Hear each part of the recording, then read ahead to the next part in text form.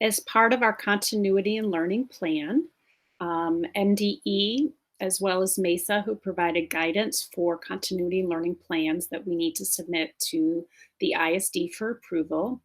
They did talk about the need to monitor student learning. We won't be monitoring student learning as intensely as we would if we were doing in-person instruction, but we do still need to see what students are, how they are engaging, what they're thinking about, what they're learning, so we can consider how to plan forward our next steps instructionally. So, as you're planning your core tasks connected to your essential standards, your PLCs will need to consider ways in which they are providing opportunities for students to make their thinking visible and ways in which they might submit those artifacts to you. Those could be photos of artifacts, videos, portfolios, journals, discussion posts, video responses. There's a large number of ways that students could share or show their thinking with you and or their class. We are not moving forward with grading as a part of compliance. We're moving forward with grading as a part of feedback. We are not intending to have any harm come to our students during this time, so we want to hold them harmless. So in K-5, we want to think about assigning work that focuses on learning and engagement, that it's not about completing assignment and having due dates. So you don't need to think about having assignments due daily with multiple assignments due weekly, as you might if you were in person. You want to be very selective based on the learning and the tasks design of the instructional design tasks, what might be appropriate to collect as artifacts of student learning. Again, the workload is not similar to what we would have done if we were doing in-person instruction.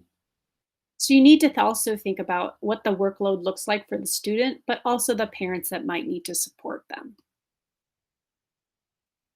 And when you collect artifacts, you can have opportunities to provide feedback to students.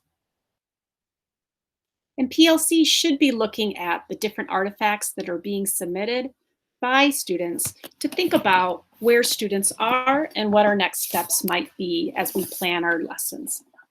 We will not be marking progress report learning goals during this time for our K-5 students. Our 6-12 students, very similar to K-5, we want to be focused on learning and engagement. We don't want to be focused on multiple assignments completed on very strict, tight timelines. It's not going to be similar to the amount of workload we would have done for in-person instruction. We can grade assignments along the way for the purpose of providing feedback and communicating a snapshot in time of where a student is at. All students should have an opportunity to redo, make up anything prior to or after March 13th. This is not a time for failing students or adversely impacting the student learning progress. Every effort should be made to aid students in receiving credit during this time. There will be additional information released around grading practices for secondary, but we wanted to really use this time to have a universal, consistent message that K-12, our focus is students providing evidence of what they're thinking, what they're learning, and how they are participating. This is not an opportunity where we are doing any kind of I got you in the moment for compliance. And we don't want to be punitive based on what they are or are not able to submit during this time. More information will come for secondary as time moves forward. Sorry.